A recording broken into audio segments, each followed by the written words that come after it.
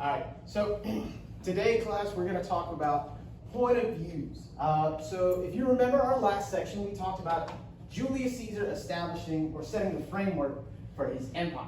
Well, not everybody was happy with that. And so what we ended up having are two groups of people, those people who were in favor of him and those who were against him. Well, those who were against him ultimately assassinated him. If you remember that, they were led by one of Caesar's closest friends, Brutus.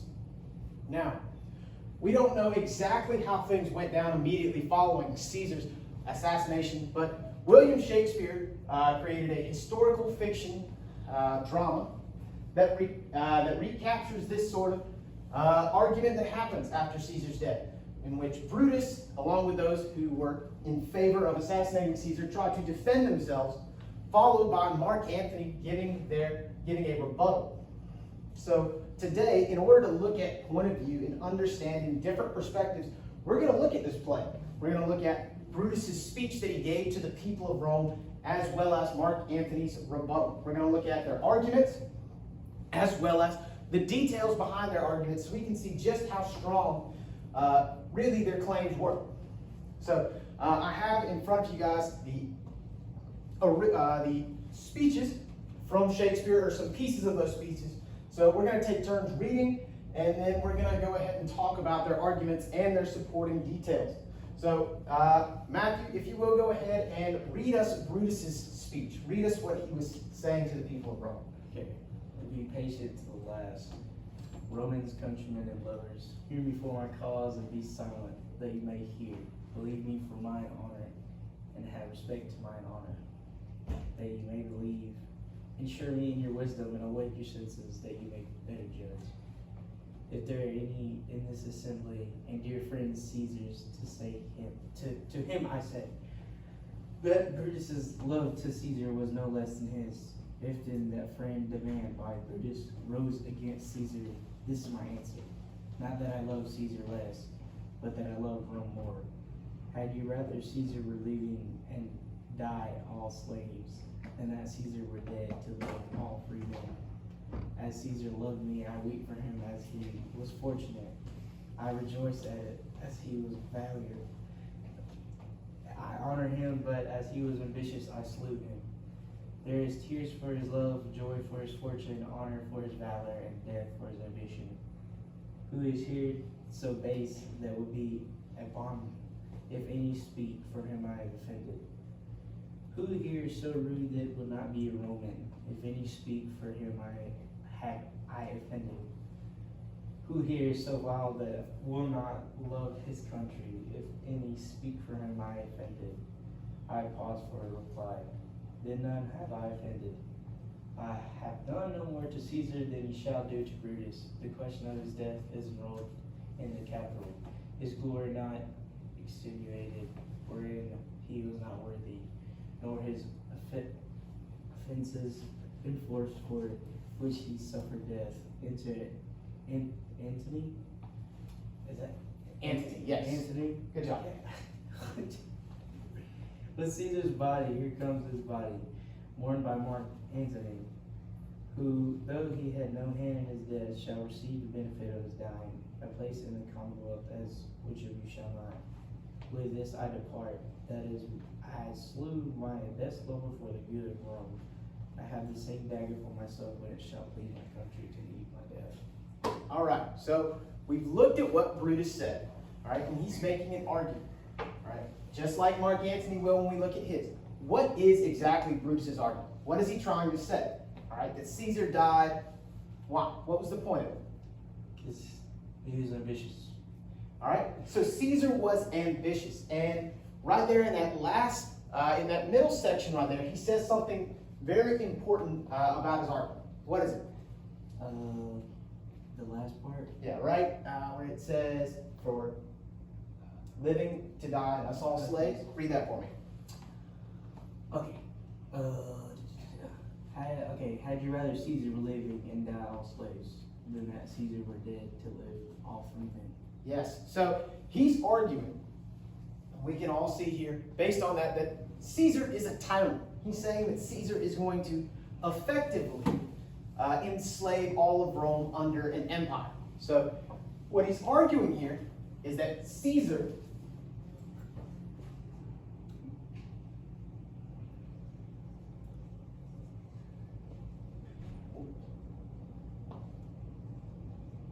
was a tyrant. All right? Caesar was a tyrant, and that's what he's trying to get at. That's the argument he's trying to make. Now, what does he use to support? All right, we've already said one. We already used his claim that if Caesar lived, all would be slaves. Thank you, Matthew.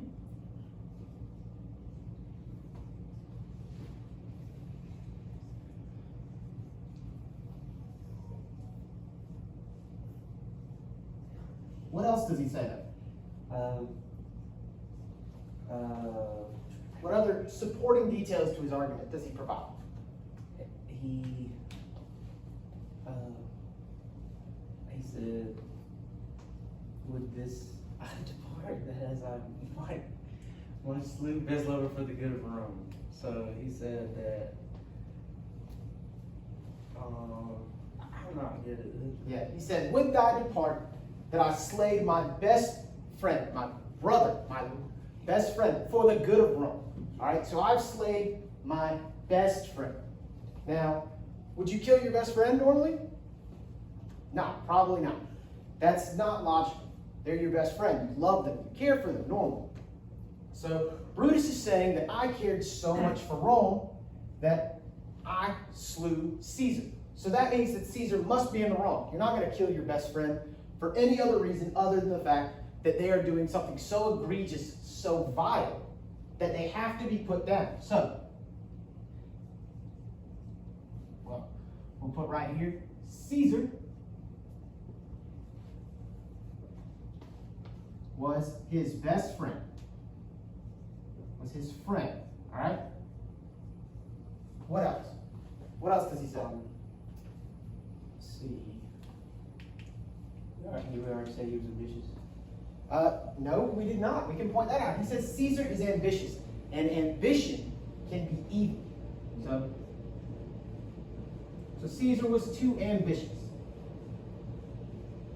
And he said that he loved Rome more than Caesar. He said, I didn't love Caesar less, but I love Rome more. Yes, he says, I love Rome more. We assassinated Caesar. This whole thing happens because they loved Rome. So, Brutus loved Rome. So, if Caesar were dead, would we all live free? Yep, so right up there, that first thing that we talked about, Matthew. So, this is Brutus's argument, is that Caesar was a tyrant. He says, if Caesar lived, we would all be slaves. He says that Caesar was his friend. So he knew what Caesar was like. He knew what would happen, and he knew that even though he was his friend, he knew that Caesar was in the wrong. He said that Caesar was ambitious. All right? And ambition can be an evil thing. Ambition can lead to tyranny. And lastly, that Brutus loved Rome. He had to do it because he loved Rome. And after this, as you'll see when we watch the videos of this speech, the people of Rome are elated. Brutus has turned a crowd that was in favor of Caesar essentially onto himself. He's built up a large pool of support. Now, Mark Antony comes up to rebuttal to Brutus's claims. Now, in the play, there's some extra details going on. Mark Antony is basically surrounded by the senators who have just killed Caesar, so he knows that he can't speak out against them. But he does try to build a case. Build a case to show that Caesar was not a tyrant. All right, so Dustin, if you don't mind reading for us Mark Antony's reply. Friends, Romans, countrymen, lend me your ears. I come to bury Caesar, not praise him. The evil that men do lives after them. The good is oft interred with their bones. So let it be with Caesar.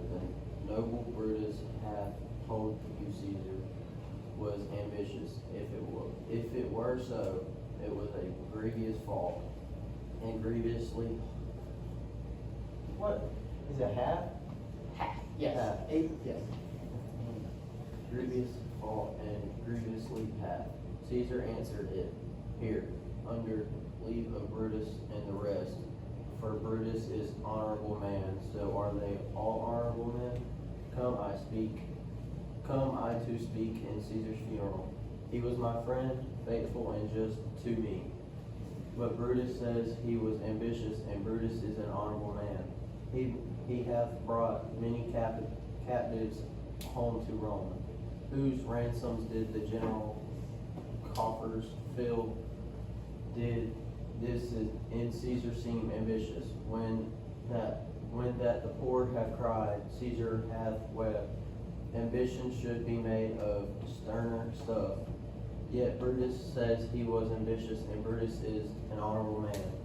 You all did see that on the, how do you say that?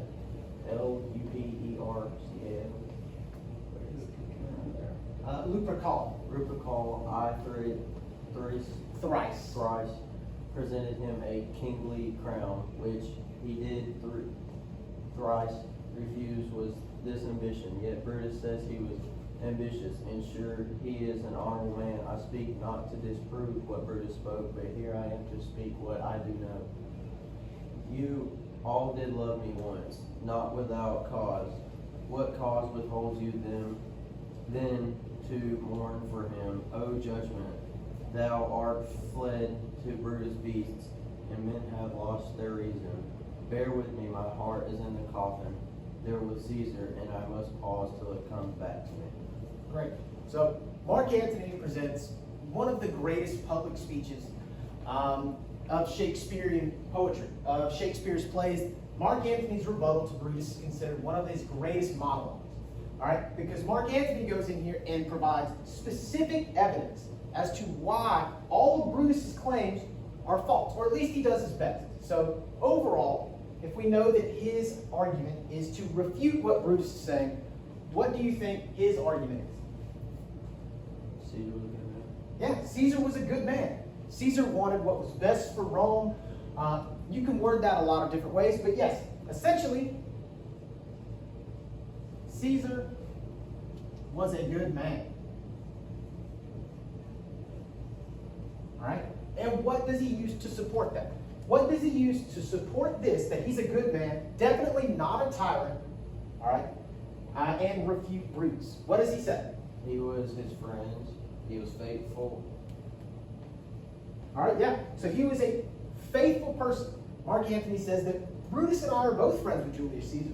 All right? Brutus said the same thing, that they were friends. And Mark Antony says that while I was friends with him, he was faithful and just. He did what was right. So, he did what was right. That's what that claim means.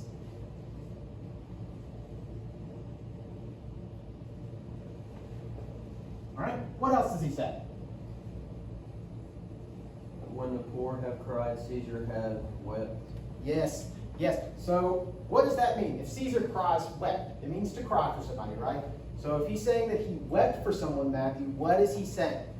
It means he feels bad for him. Yeah, he felt bad for the poor. Do tyrants feel bad for the lowest of the low? The lowest common denominator in your society? Do they care about them? Normally not, no. So he cared for the poor.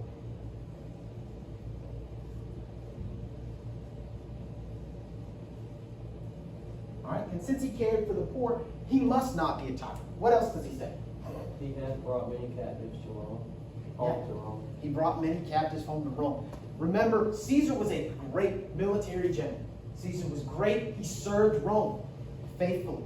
Mark Antony is saying that Caesar went and fought and served Rome. He served them and followed their orders. That's what he did. So he served Rome. All right? Because otherwise, he would have not taken those. He would not have fought those battles, risked his men. All right?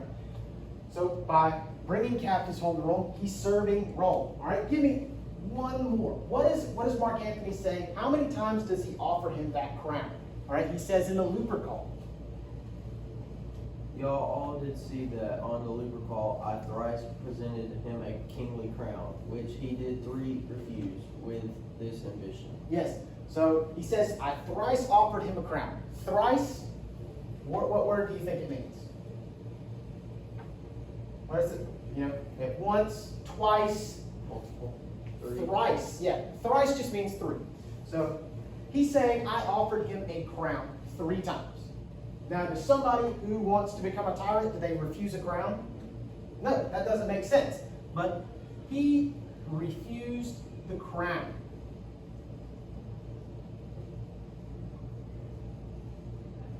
So, if he did all of these things, according to Mark Antony, he can't be a tyrant because he's a good man. All right, he's done what is right. He's served Rome. He's followed his orders like a good soldier and general. All right, he cared for the poor. All right, all of those things are great. You know, good people should do those things in the Romans' mind. All right, so he can't be a tyrant. But lastly, if he was a tyrant, this is sort of the nail in the coffin of Brutus's argument. All right, is that he refused the crown. Anyone who wants to be king, they don't refuse the crown. They have a huge procession. They get crowned. They have all the celebrities come out. All of that happens. All right, in today's society, and it was the same in Rome. It was a huge deal. All right, to become a king or a dictator or what have you. So these are his arguments. And he says that since all of these things happen, Brutus has to be false. Now, Brutus at the same time relies on this argument. He wants to remind people of the Republic. So we have 2 opposing arguments that are trying to build sympathy amongst the people. All right?